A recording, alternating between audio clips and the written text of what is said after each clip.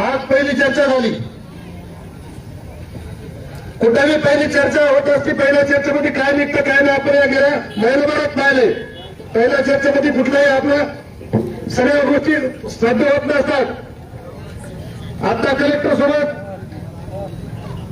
काय बोलणं झालंय, जी स्ट्रॅटेजी आपली या ठिकाणी ठरणार आहे तर आपल्या सर्वांच्या सहमतीनं आपल्याला पुढे घेऊन जायचंय.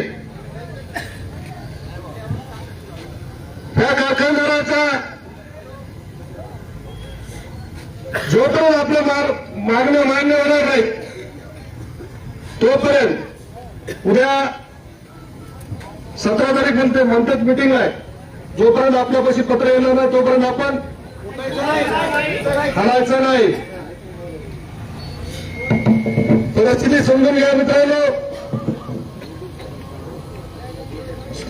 आता जी काय बैठकीमध्ये ठरवलं पाहिजे होतं, आम्हाला असं वाटलं होतं की कुठं ना कुठं मागं पुढे सरकू, आम्ही पण बसू.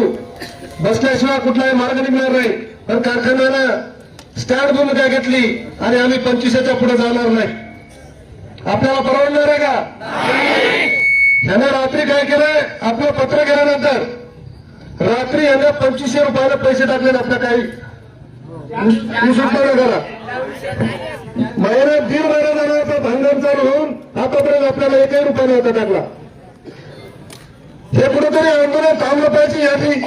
ह्याची धुरा कुठेतरी कमी केली पाहिजे. यासाठी हे चाललेलं सगळं षडयंत्र आहे.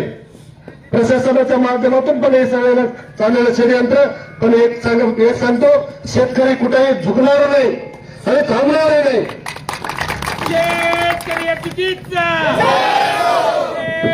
त्यानंतर